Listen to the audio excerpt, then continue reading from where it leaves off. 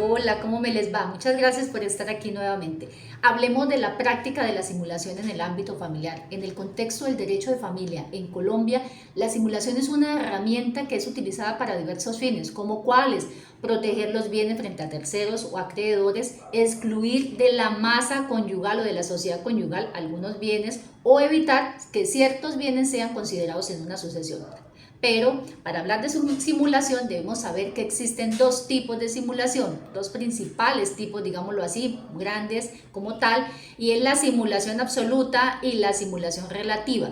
¿Qué viene siendo la simulación absoluta? La simulación absoluta es cuando, digamos, no existe un negocio jurídico, sino que se crea una apariencia de tal. Entonces, ¿qué quiere decir esto?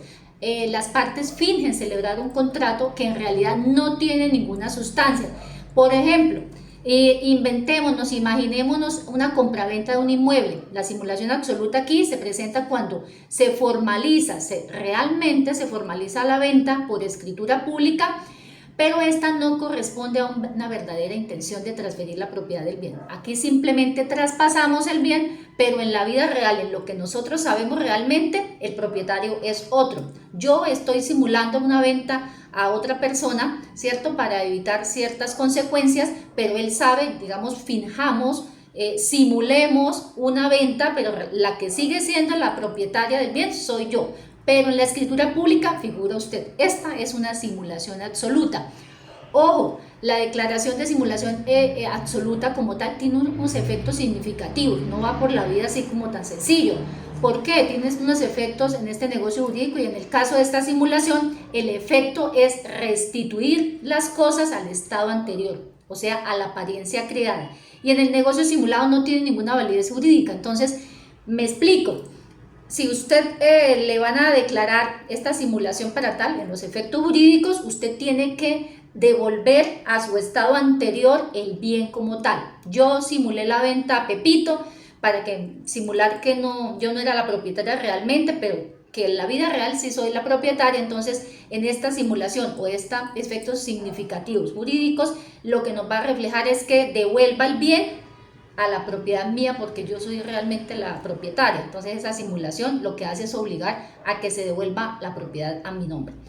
En la simulación relativa, aquí es diferente, un poquito distinto. Entonces aquí las partes se efectúan, aquí sí efectúan un negocio jurídico realmente, pero lo que pasa frente a terceros es otra imagen. ¿Por qué? Por ejemplo, se puede presentar una compraventa, lo que en realidad es una donación. Yo quiero donarle un bien a mi hijo y voy a simular una compraventa para que nadie diga nada, para excluir a ciertos herederos, etc. Entonces yo le digo, hijo, voy a venderle esta propiedad, ¿cierto? Pero lo que realmente estoy haciendo es una donación. ¿Por qué? Porque él a mí no me está dando dinero, no me está pagando realmente en sí la propiedad. Entonces aquí estamos haciendo es aparentando un negocio que realmente es otra cosa. Se lo estoy donando porque sí existe, la propiedad sí es de él porque yo quiero que la propiedad sí sea realmente de él, no es mía. Lo que pasa es que lo que yo le estoy haciendo es una donación.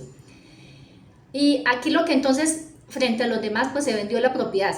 Los demás van a pensar que se vendió la propiedad y estoy ocultando que es una donación, ¿cierto? Aquí los efectos jurídicos de esta simulación, entonces aquí prevalece el verdadero negocio jurídico en esta simulación relativa.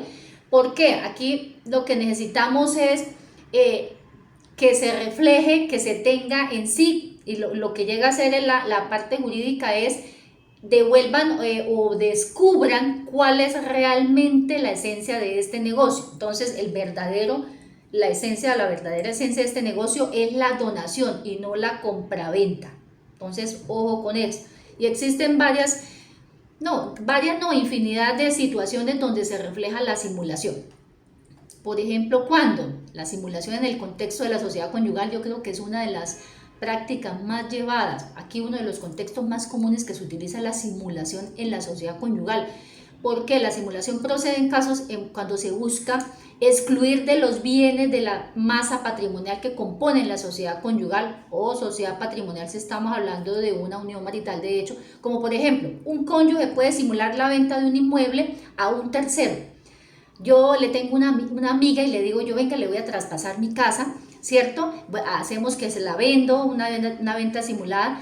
Y entonces en este caso, ¿qué sucede? Yo hago que le estoy vendiendo la casa y se la vendí para que cuando vaya a liquidar la sociedad conyugal, esta casa no entre dentro de la liquidación. Otra de las situaciones que puede presentarse entonces, la simulación para proteger los bienes acreedores. Entonces imaginémonos que yo le voy a traspasar mi bien a X, a Y, a un familiar para protegerlo de los acreedores. Yo le debo una suma de dinero a X persona y entonces para evitar que ellos me embarguen esos bienes, yo los voy a traspasar, a simular ese traspaso del bien. Esto también es muy utilizado en la vida real. Pero ahora bien, hablemos de cómo probarla, de cuál es el procedimiento en esta simulación, porque una cosa es que yo diga está simulada la venta, está simulada la compraventa, está simulada cierta situación, pero vaya y pruébelo. Es que ahí es el detalle, ahí es donde está lo complicado del asunto. Entonces, para que el juez declare la simulación de un contrato es necesario presentar unas pruebas supremamente contundentes, ¿cierto? Que demuestren la realidad oculta del negocio aparente. La carga de la prueba, lógicamente, no solamente acá, sino en muchas clases de procesos, pues recae sobre la persona que está solicitando o que instaura esta situación de simulación, en este caso quien está demandando la simulación. Y es ella quien debe aportar las pruebas o los elementos probatorios permitidos por la ley. Además de las pruebas directas, existen también, no solamente la directa, que yo diga, no, pero yo como demuestro que él sí le pagó, etcétera, etcétera, pues no, pero es que también hay unos indicios que pueden ayudar a demostrar la simulación, tales como que, por ejemplo, las relaciones familiares, que ella le traspasó fue a la hermana, pero ella le traspasó fue al tío o al cónyuge, ¿cierto? O también la falta de posesión del bien. Ella le vendió a una amiga o le vendió a X persona, pero la que sigue viviendo en la casa es ella misma. O sea, ¿qué figura aparece acá? Ella le vendió y luego tomó en arriendo el inmueble porque ella sigue teniendo la posesión del bien. Entonces, todas estas cosas las puede preguntar el juez. También a veces vendemos un bien y este bien no tiene el valor real, el avalúo real del bien es un valor mucho más alto del que aparece en el contrato que se hizo.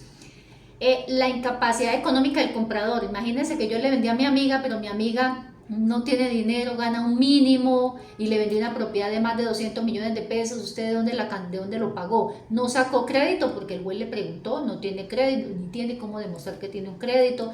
¿Quién le prestó a usted ese dinero? Posible que haya tenido ahorrado o debajo del colchón toda esa cantidad de dinero. Entonces todas estas cosas las va a preguntar el juez y debemos presentar las debidas pruebas como tal.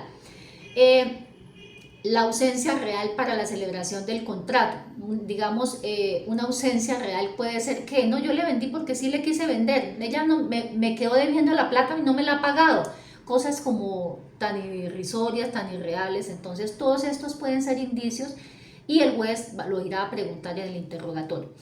Bueno, entonces resumiendo, las modalidades más comunes de la simulación son, para que lo tengamos en cuenta, la exclusión de bienes de la sociedad conyugal, simulando una compraventa de un inmueble para excluirlo de la masa patrimonial de la sociedad conyugal, evitar la inclusión en la masa sucesoral, que también pasa, simular la compra de un bien o la venta de un bien para que este no sea considerado y dentro de esa sucesión y perjudicar a los demás herederos. Proteger bienes frente a terceros para que no nos los embarguen, encubrir donaciones, ¿cierto? Para tener esa preferencia sobre algún hijo en especial. Bueno, eso fue todo por hoy. Espero que les haya gustado, espero que les haya servido de verdad esta información y si les gustó dale like y no olviden suscribirse a nuestro canal. Adiós.